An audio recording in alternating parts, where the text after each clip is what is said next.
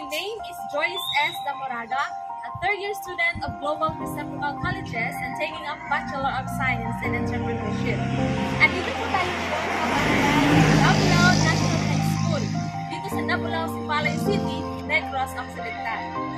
Sa paralang ito, nakilala ko po ang isang guro na siya ay isang mahusay, mapagmahal, at magaling na guro ng paralang ito.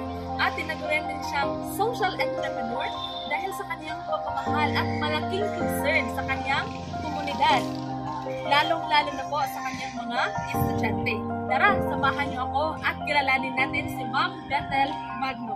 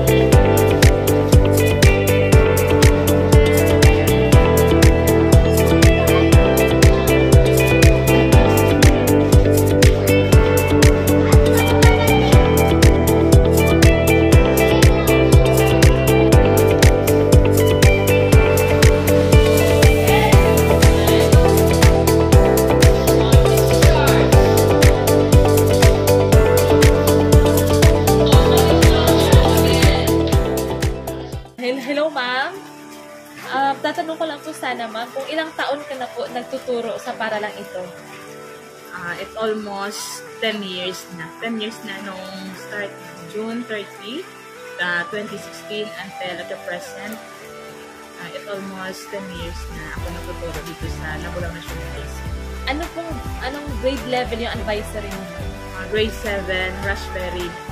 Ma'am, bilang social entrepreneur, ma'am, tanong ko lang po sana, ano po ang pangalan ng inyong negosyo, ma'am? At ano po ito nagsimula? Naghanap ako ng magandang pangalan na swak sa pandinig at medyo catchy ba para mabilis nilang matandaan o ma-remember, no? At the same time, as a teacher, as a cantener also, so ginawan ko ng pangalan na Kusina ni Ma'am.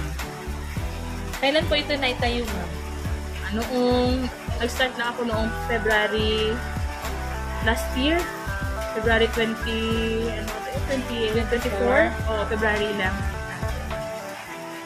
Ma'am, dito po sa negosyo ninyo, ano po ang mga naging pangunahing suliranin na nakikita po ninyo dito sa community sa school? At paano po ninyo ito natugunan?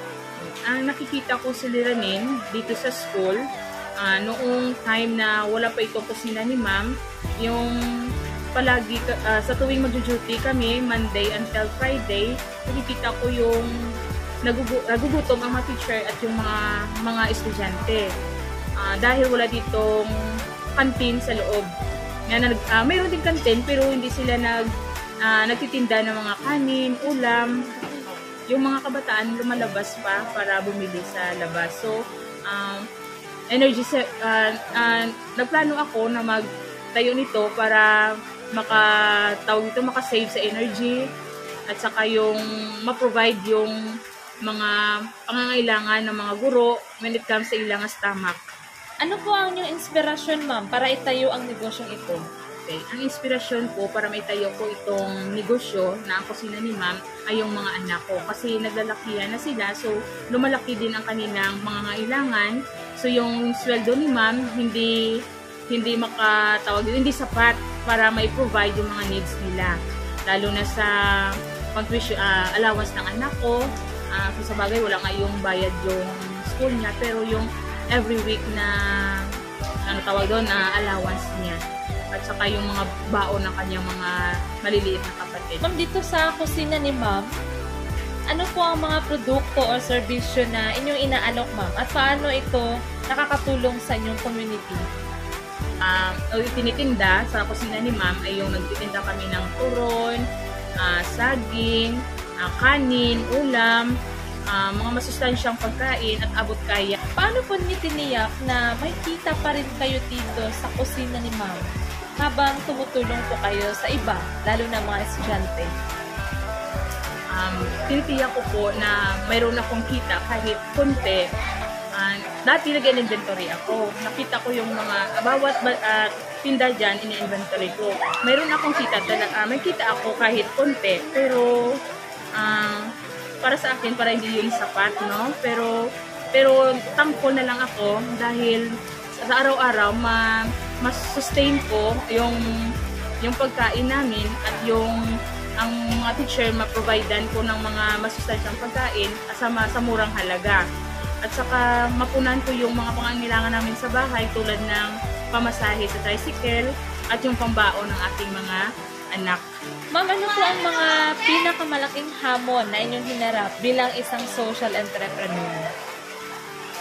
Yung sa time na kapag absent yung isa, okay, hindi makaka-operate yung kusina ni Ma'am ng tama. So kaya kailangan ni Ma'am mag-absent para punan ang mga pangangailangan sa loob ng kusina ni Ma'am. Ma'am, anong klaseng pagbabago po ang inyong nakita at nararamdaman sa inyong komunidad nung kayo ay nagsimula? Mga basura, yung mga basura ng mga bata dati, nung wala pa yung kantin ni Ma'am, ay pakalat-kalat kung saan-saan. Kung na-minimize ngayon, na-minimize yung mga basura. Kasi gumagamit kami ng plastic dito. Dati yung plastic at nalagay sa plastic yung mga binibili nila. Kaya kung saan-saan na nila tinatapos sa ngayon plate, so maguhugas lang. At saka yung mga kabataan dati nang palaging gutom.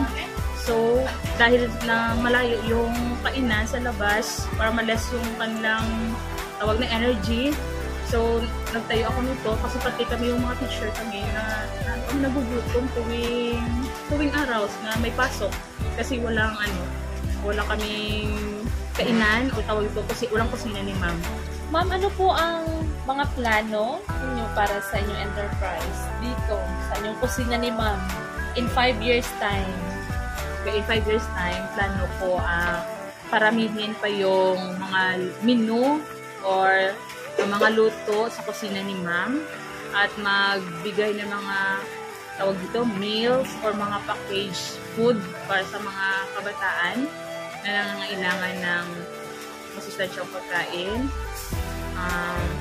Dagdag na trabaho para sa mga neighbors. So, dahil nag-needs ng work, pwede kang makahanap sa ila sa yung trabaho para makadagdag sa ilang income. Ma'am, ano po ang may papayo ninyo, Ma'am? Or may bigay na advice sa mga kabataang gustong magsimula ng isang social enterprise?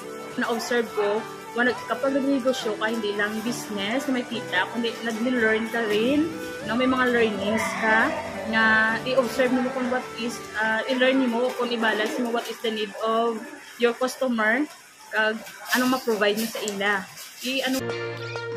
Maraming salamat po, Ma'am Bethel, sa oras na inyong binigay para sa interview nito. Nawa ay lumago pa po ang inyong advocacy para sa paaralang ito. God bless po, Ma'am!